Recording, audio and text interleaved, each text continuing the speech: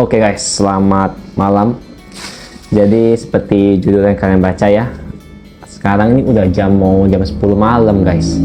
Jadi hari ini kita kan bertepatan dengan, kalau di dalam tradisi Chinese ya, dalam tradisi Tionghoa itu kita hari itu memperingati hari Bacang guys.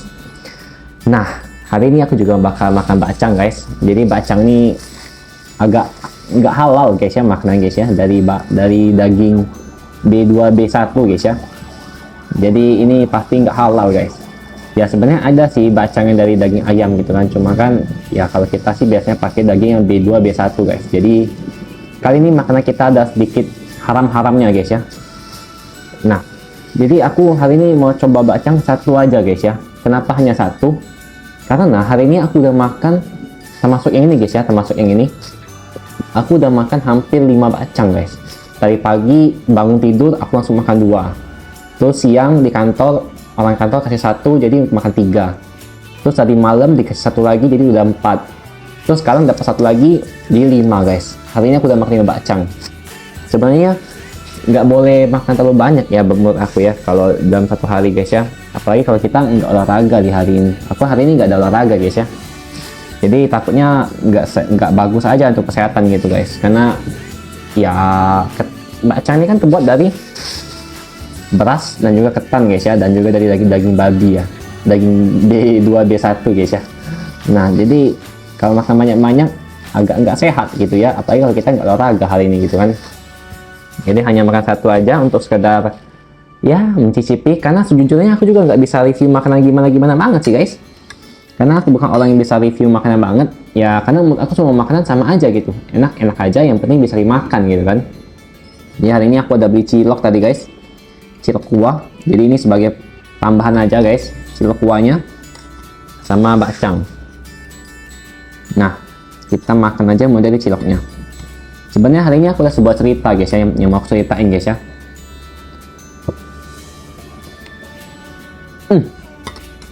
Kuah ciloknya asin banget guys.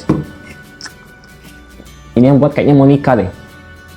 Asin banget kuahnya.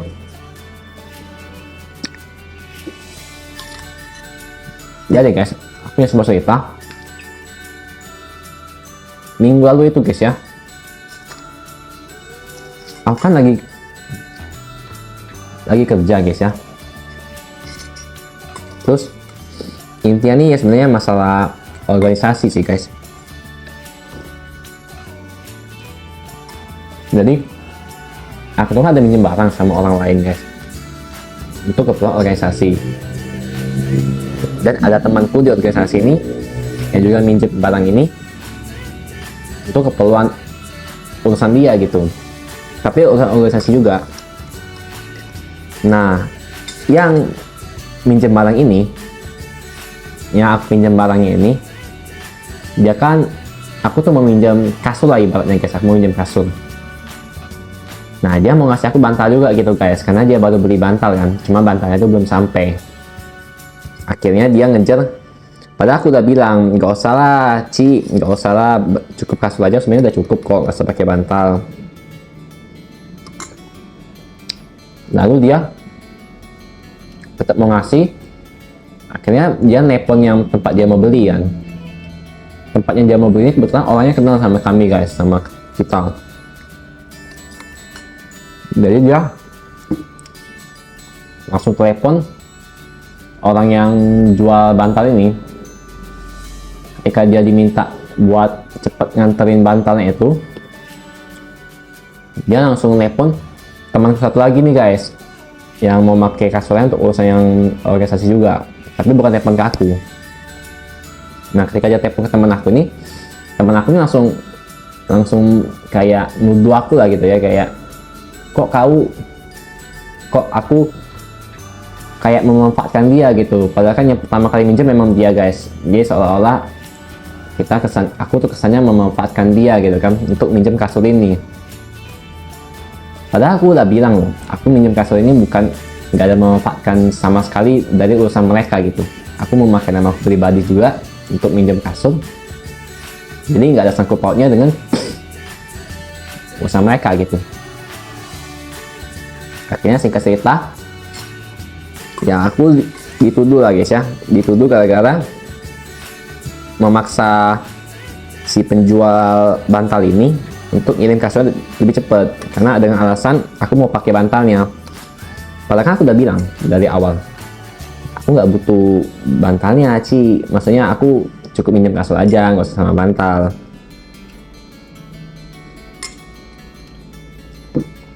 Sebenarnya menurut aku penuduhan ini nggak bakal terjadi guys, kalau misalnya yang jual si bantal gak nelpon teman aku, karena dia nelpon tuh dalam kondisi seakan-akan jadinya aku mendesak dia gitu kan guys, padahal sebenarnya enggak. Aku aja memang dari awal udah bilang gak usah pakai bantal.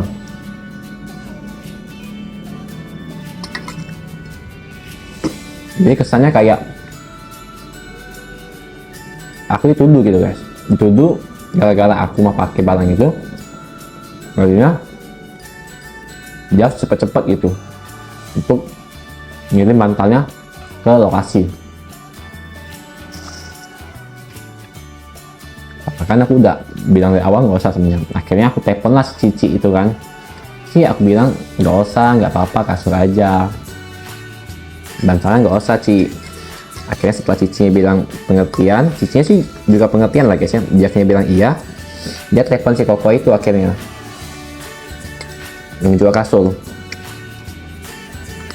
Barulah Koko yang jual kasurnya juga ya oke lah, karena nggak jadi didesak kan. Ya aku juga sebenarnya nggak enak kan sih guys. Karena ini sebenarnya miskom kan. Cuman maksud aku kenapa dari kalian tuh nggak mau klarifikasi dulu gitu sama aku. Dia ada ngechat aku sih guys, yang temanku satu ini, dia ada ngechat aku, cuma aku belum sempat balas memang, karena dia ngechat itu dalam kondisi jam kerja masih guys, dan dia mendesak aku untuk cepat balas gitu kan. Ya nggak bisa, lagi kerja kan posisinya. Terus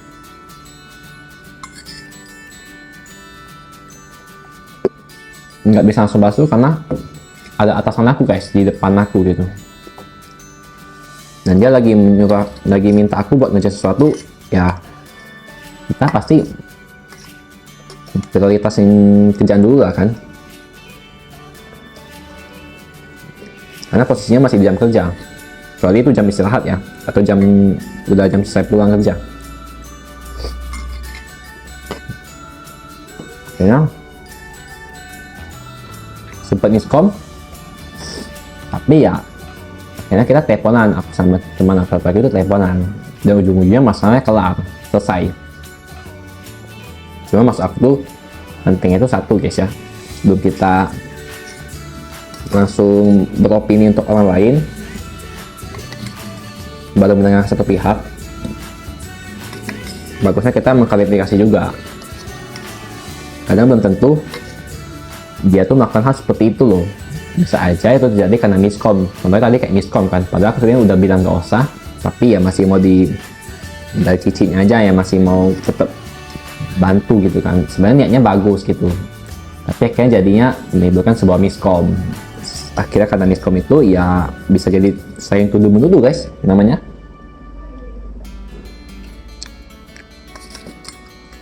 Namanya juga manusia guys ya, bukan nabi ya, bisa masih ada salahnya gitu kan.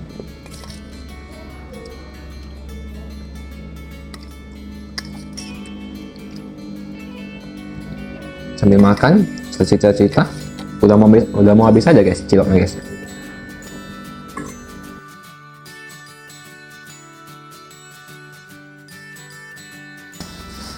Ini dia guys, finally bakcangnya. Ini bakcang kelima aku hari ini udah guys.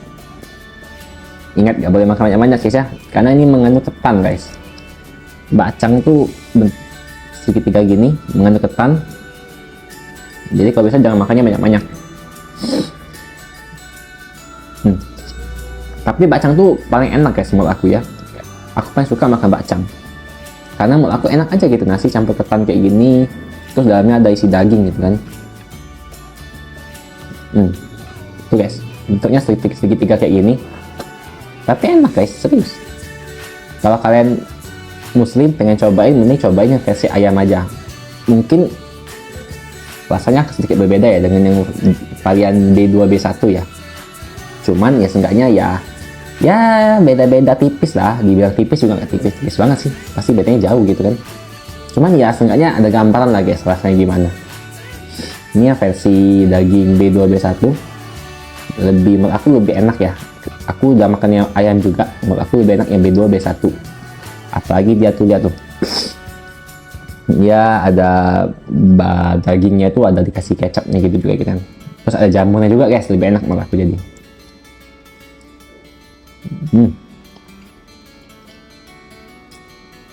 Hari Bacang berkaitan erat dengan legenda tokoh sejarah Tiongkok yang bernama Qi Yuan yang hidup pada 340 hingga 278 sebelum Masehi. Qi Yuan adalah seorang menteri dan juga penyair yang setia dan patriotik dari negara Chu pada masa dinasti Zhou. Ia dikenal karena kecintaannya terhadap negara dan juga usahanya untuk menyatukan negara untuk melawan agresi dari negara Qin. Namun Qi Yuan difitnah oleh menteri jahat yang tidak setia hingga ia diasingkan oleh raja, dan di dalam saat pengasingannya, ibu kota negara Chu jatuh ke tangan musuh. Masa sangat sedih dan juga putus asa melihat kehancuran negerinya, Qi Yuan akhirnya memutuskan untuk mengakhiri hidupnya dengan melompat ke dalam sungai Miluo tepat pada tanggal 5 bulan 5 penanggalan lunar.